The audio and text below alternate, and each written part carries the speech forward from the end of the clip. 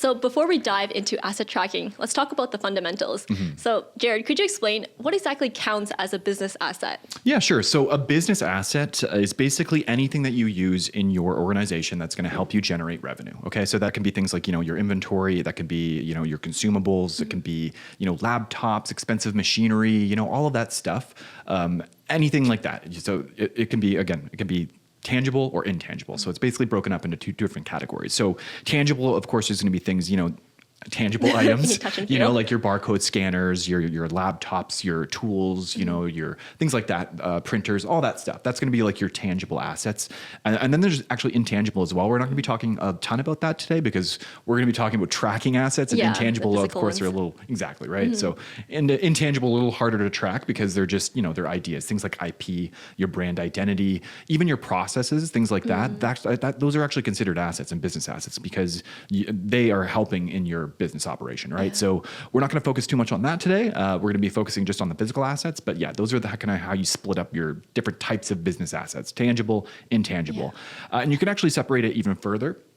And the way of doing that would be the current and then fixed assets. So current assets would be defined as basically anything that you would be using in your business within, say, a year. Okay. So, for example, if you're working in an office, things like, your pen and paper, and I assume people still use pen and paper.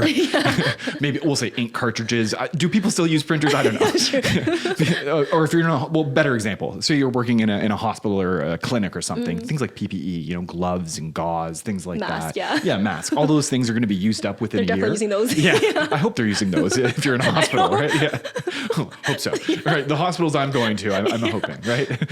Yeah, so all that stuff is going to be considered like current assets, even if you've prepaid your insurance or your rent or something for a period of time, that would also be considered a current asset. But fixed assets are a little bit different. These are things that are like you purchased once, and you use them for years to come. They're very integral to your company. Things like laptops, barcode scanners, like expensive tools. Say if you're working in service and field services, so like repair service, HVAC, things like that. You're gonna have all kinds of really expensive pieces of machinery. Even the truck, that your service vehicles, even those would be considered business assets as well. That's so interesting because I feel like when people think about assets, the first thing is physical, but like you mentioned, there's intangible, like things that you can't touch and feel, and then there's tangible, so like the barcode scanners, the trucks, and everything. It really covers a lot. Yeah, it's like basically anything that helps you, like make money, really, right? So like you don't think of things like IP, but like like Star Wars and like Harry Potter and all these like ideas. These things are actually worth money, right? So it's important to understand that those are actually, they have value.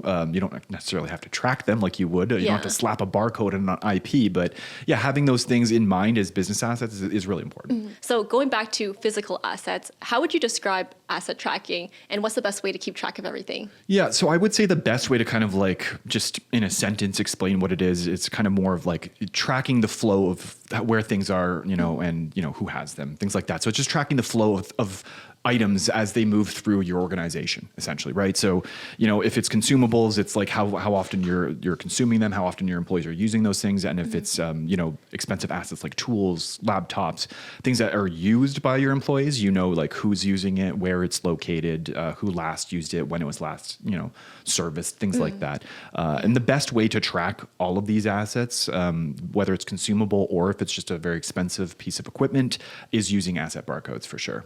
So it's not just about tracking the items you own, but it's also managing all the moving parts, like you said, who's using it and like when. Yeah, exactly. Yeah, that's really the important part, because that's the information that's really going to help you plan for the future and to get those insights that are going to be like, okay, how much of this am I using?